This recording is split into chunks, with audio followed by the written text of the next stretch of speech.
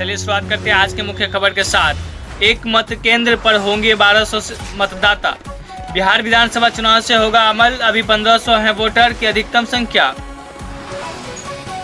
चुनाव आयोग ने मतदान केंद्र के अंतिम आंकड़ों में देरी और इस पर राजनीतिक दलों द्वारा उठाए गए सवालों से निपटने के लिए एक अहम कदम उठाया है। अब किसी भी मतदान केंद्र पर मतदाताओं की संख्या 1200 से अधिक नहीं होगी। चुनाव आयोग ने सभी राज्यों को निर्देश दिया है कि वे ऐसे मतदान केंद्र की पहचान करें और मतदाताओं की संख्या को 1200 तक सीमित करें।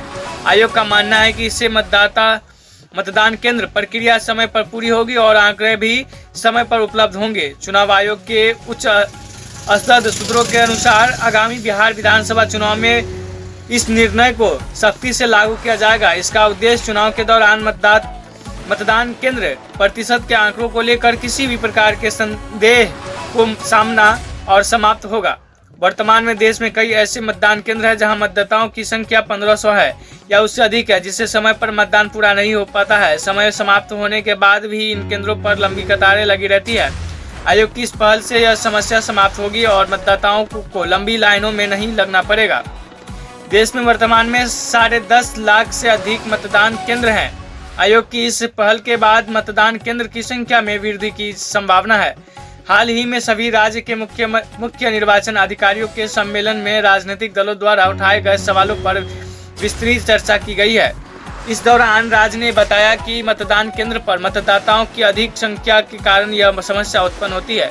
इसके बाद ही आयोग ने यह निर्देश जारी किए हैं कि लोकसभा चुनाव के दौरान भी राजनीतिक दलों ने मतदान के अंतिम आंकड़ों में अंतर को लेकर सवाल उठाए थे और आयोग से शिकायत की थी। बने रहे खबर MSP News 24 के साथ। कुछ और अपडेट आपको देते चलते हैं।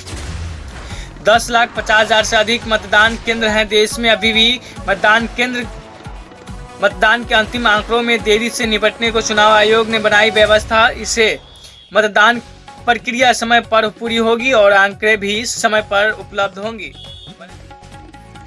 मतदान पहचान पत्र को आधार से जोड़ने की तैयारी। मुख्य चुनाव आयुक्त CEC ज्ञानेश कुमार मतदाता पहचान पत्र को आधार से लिंक करने को लेकर मंगलवार को केंद्रीय गृह सचिव, विधायी सचिव और भारतीय विशिष्ट पहचान प्राधिकरण CEO के साथ चर्चा करेंगे। अधिकारियों ने यह जानकारी दी। यह उच्च स्तरीय बैठक मुख्य चुनाव आयुक्त की तरफ से 4 से 5 मार्च को सभी राज्य और केंद्र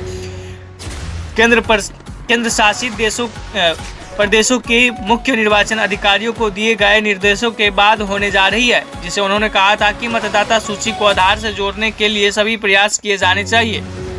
विपक्षी दलों की ओर से भी मतदाता पहचान पत्र में धोखाधड़ी और डुप्लीकेट मतदान पहचान पत्रों को लेकर कई आरोप लगाए गए हैं। 30 अप्रैल तक मतदाता सूची सहित विभिन्न मुद्दों पर सुझाव मांगेंगे। इसके बाद मतदाता पहचान पत्र को लेकर आगे निर्णय लिया जाएगा। बने रहे खबर MSP News 24 के साथ। लौटते हैं अगला अपडेट लेकर के। यह खबर आपको कैसी लगी? उम्मीद करते हैं कि खबर आपको अच्छी लगी होगी। जय हिंद, जय भारत।